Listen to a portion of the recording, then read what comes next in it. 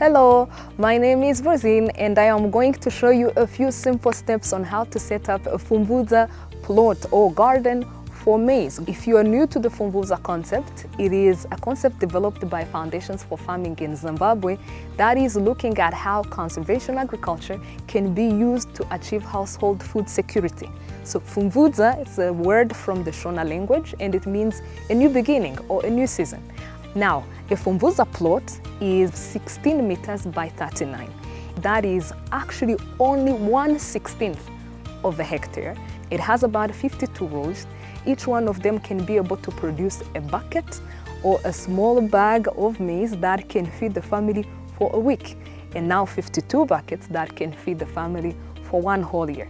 Would you like to see how this looks like in real life? Let's get started. The materials that you need to set up a plot, they are actually very simple and extremely affordable. So you need a rope here, 6 pegs, we have measuring tape, we have a hoe that we are going to use to lay out the field. Now, when we get to planting, we shall need wooden pegs, again, that are going to help us measure planting station. We'll need some seeds. Here we have a maize seed pack that we are going to use. Here we have base of fertilizer, DAP. We have urea that we shall use for top dressing. We have also ash, some compost, and then some mulch. So this is simply what you need. So let's now get started. We are going to lay out our Pfumvudza plot. So we will run the 39 meters on the slope and then 16 meters across the slope. We are going to take our wooden pegs, lay them out, use a rope just to make sure that we form this beautiful rectangle that has right angles. We can check whether the right angles are there using a piece of paper or a corner of a book just to make sure that everything is to standard. Now that we have finished laying out the fields, we are going to dig out planting stations. So we are going to use rows, and those rows will be 75 centimeters apart.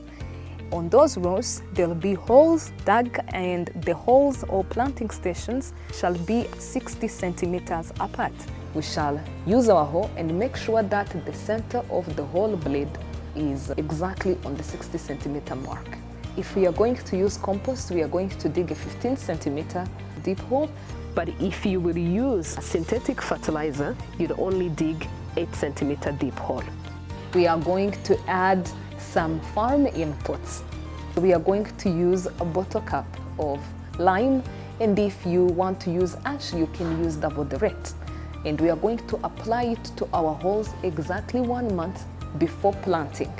After you finish that, then you wait for the season. If you're not going to use compost, you can use a water bottle cap full of DAP or full of basso fertilizer that you're going to use, a synthetic fertilizer. You drop that at the base of the hole so that your plant can capture it much easier. Now that we have added the basso fertilizer, we are going to put a little bit of soil just to avoid that our seed is going to get in contact with the fertilizer, because that will not be very good for our seeds. After we add a little bit of soil, we wait for the rains. When it has rained enough, we are going to place our seed. We're going to place about 3 seeds per hole.